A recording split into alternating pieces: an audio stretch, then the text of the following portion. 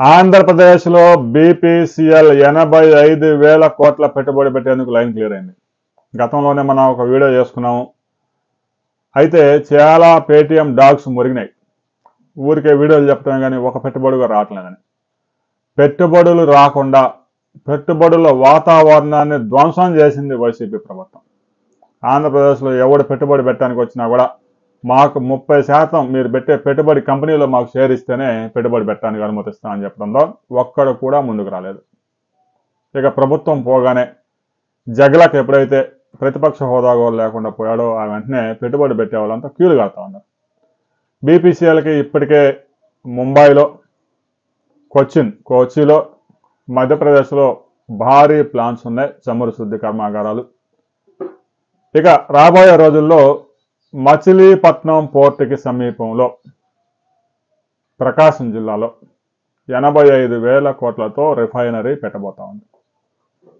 Petrol diesel దిగుమతుల్లోనే కాదు, ముడి చమురు దిగుమతుల్లోనే కాదు, ఎగుమతుల్లో కూడా భారతదేశం ప్రపంచంలోనే టాప్ 10 దేశాల జాబితాలో ఉంది. ఎందుకంటే భారతదేశంలో ఉన్నన్ని రిఫైనరీలు ఇరాన్లో కూడా లేవు.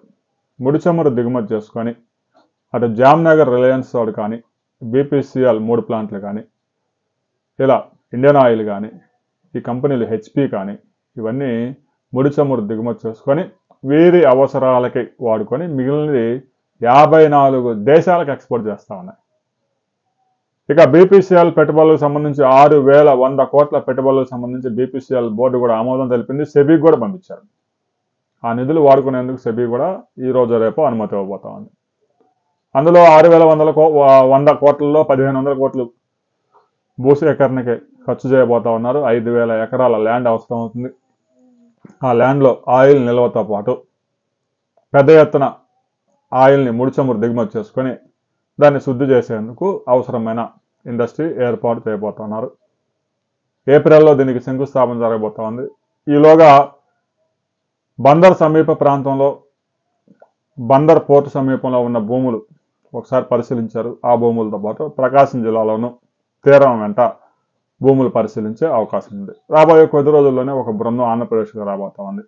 ఆ బృందం వచ్చి పరిశీలించిన తర్వాత మరిన్ని వివరాలతో మరో వీడియోలు తెలుసుకుందాం. కరెక్ట్గా ఏ పాయింట్లో వస్తుంది అనే లొకేషన్ తెలియకపోయినా బందర్ పోర్టు సమీపంలో, బందర్లో వస్తుందా, ప్రకాశం జిల్లాలో ఒక 60 కిలోమీటర్ల అవతల కందుకూరు ప్రాంతంలో వస్తుందా అనే విషయం మీద స్పష్టత వస్తుంది. స్పష్టత వచ్చిన తర్వాత వాళ్ళు ఎందుకంటే పర్యావరణ పరీక్షలన్నీ చేయాల్సి ఉంటుంది. ఆ ప్రాంతంలో తుఫాన్లు వచ్చే అవకాశం ఉందా, ఆ ప్రాంతంలో భూమిలో ఎన్ని అడుగుల లోతుల నీరు ఉంది, స్థానికత, మత్స్య సంపద, ఇవన్నీ చాలా పరీక్షలు చేయాల్సి ఉంటుంది. పర్యావరణానికి ఎలాంటి హాని జరిగే అవకాశం ఉంది అనేక పరీక్షలు చేసిన తర్వాత లొకేషన్ మీద నిపుణుల కమిటీ రిపోర్ట్ ఇచ్చిన తర్వాత బందర్ పోర్టులో ఉన్న భూమిలో పెడతారా, లేదంటే ఇంకొక 60 కిలోమీటర్ అవతలకి వెళ్ళి ప్రకాశం జిల్లాలో పెడతారా అనే దాని మీద క్లారిటీ వచ్చింది. క్లారిటీ వచ్చిన తర్వాత మరిన్ని వివరాలతో మరో వీడియో తెలుసుకున్న వీడియోని లైక్ చేయండి, షేర్ చేయండి, సబ్స్క్రైబ్ చేసుకోండి.